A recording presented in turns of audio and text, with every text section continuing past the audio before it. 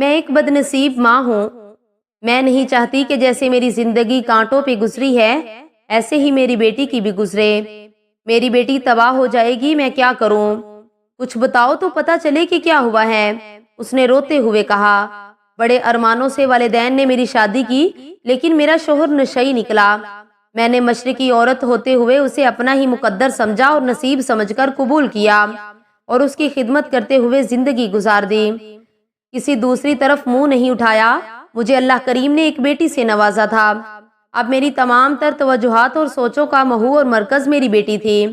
میں نے اس کو پالنے کے لیے دوسرے لوگوں کے گھر کی نوکرانی بن جانا گوارا کیا، اس کے مستقبل کو روشن کرنے کے لیے اپنا حال تاریک کر دیا اور ہر طرح کی قربانی دینے کے لیے تیار ہو گئی۔ میں نے لوگوں کے گھروں میں کپڑے اور برتن دھوئے، صفائیاں کی، ہر طرح کی محنت مزدوری کر کے اس کو پالا پوسا اور پڑھایا۔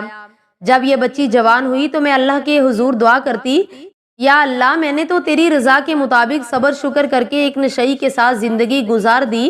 اے میرے مولا کریم، میری بچی کا نصیب اچھا کرنا، اسے اچھا پیار کرنے والا نیک جیون ساتھی دینا۔ میری دعائیں بارگاہ رب العزت میں قبولیت کا درجہ پا گئی۔ ایک خوبصورت جوان سامنے آیا۔ ہم نے اللہ کا شکر ادا کر کے اس کے ساتھ بچی کا رشتہ کر دیا۔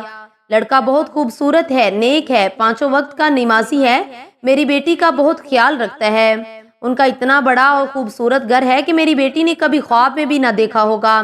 ہر طرح کا آرام سکون ہے۔ میں ایسا رشتہ ملنے پر اللہ تعالیٰ کا لاکھ لاکھ شکر ادا کرتی ہوں۔ تو پھر اتنے اچھے انتخاب پر آپ کو تو خوش ہونا چاہیے، لیکن آپ ہیں کہ روتی چلی جا رہی ہیں۔ آخر کیوں؟ وہ سرد آہ بھر کر بولی، یہی تو بات ہے، یہاں سے ہی تو اصل کہانی شروع ہوتی ہے۔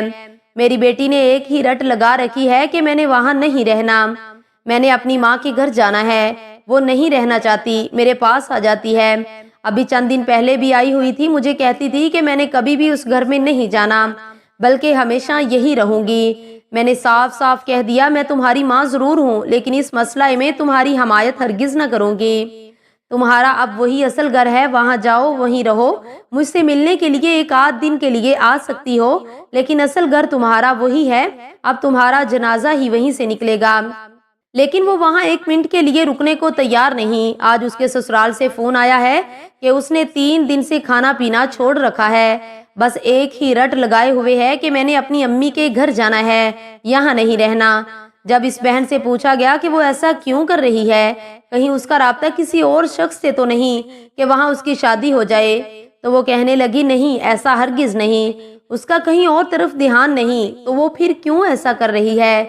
یہ سن کر یہ ماں سرد آہ بھر کر کہنے لگی، اس کا کہنا ہے کہ یہ لڑکا اگرچہ خوبصورت ہے، نیک ہے، نمازی ہے، گھر اچھا ہے، خوبصورت ہے، اس نے داڑھی رکھی ہوئی ہے اور ایک مولوی ہے، جبکہ میری خواہش تھی کہ میری شادی کسی فلمی ہیرو جیسے لڑکے کے ساتھ ہوتی، ہم فلمیں دیکھتے، گھومتے پھرتے اور وہ میرے ساتھ فلمی ڈائیلاگ بولتا وغیرہ وغیرہ، لیکن یہاں تو ایسا کچھ بھی نہیں، لہٰذا میں ایسی جگہ نہیں رہ سکتی۔ سسرال چھوڑ کر گھر آنا چاہ رہی ہے، دوسرے لفظوں میں اپنا گھر برباد کرنا چاہتی ہے۔ مجھے کوئی ایسا وظیفہ یا ذکر بتائیں کہ میری بیٹی کا گھر اجڑنے سے بچ جائے۔ یوں وہ ایک مسنون ذکر لے کر روتی ہوئی چلی گئی۔ ایسا کیوں ہے؟ یہاں قصور کس کا ہے؟ میری نادان بہنوں، فلم، ڈرامے اور پھر رسالوں اور ڈائجسٹوں سے دامن کو بچائے رکھیے۔ یہ ایک کڑوی حقیقت ہے کہ پردہ اسکرین پر ظاہری طور پر پرکشش نظر آنے والے ہیرو اپنی عملی زندگی میں ہمیشہ زیرو ثابت ہوتے ہیں۔ آئے روز اخبارات ان حقائق سے بھری ہوتی ہے۔ ناکامی کی صورت میں الزام تراشیاں، بدنامیاں اور پھر طلاقیں دینا ان کا روزمرہ کا معمول ہوتا ہے۔ ان ہیرو اور ہیروئن کا کوئی بھی جوڑا کبھی کامیاب زندگی گزار کر آخر دم تک جیون کا ہمسفر ثابت نہیں ہو سکتا، بلکہ یہ تو ہمارے معاشرے کا ذلیل، خبیث اور بے حمیت و دیوس طبقہ ہے۔ اگر تو ان جیسے لوگوں کو اپنا آئیڈیل بنائے گی تو دنیا بھی روتے گزارے گی اور آخرت بھی سڑتے ہوئے۔ اس بہن پر فلموں نے ایسا رنگ جمایا اور وہ ایک ہیرو ڈھونڈنے دنیا کی دوڑ میں نکل کھڑی ہوئی، آخر اس دنیا کی بھیڑ میں گم ہو گئی اور نہ مٹنے اور نہ بھرنے والا گہرا زخم کھا کر گھائل ہوئی۔ اب اس بہن کو اس کے سسرال والوں نے طلاق دے دی ہے کہ جاؤ اور ہیرو تلاش کرو۔ اب وہ ماری ماری پھر رہی ہے، ہوس پرستوں اور بدکاروں کے علاوہ کوئی اس کی طرف توجہ نہیں کر رہا۔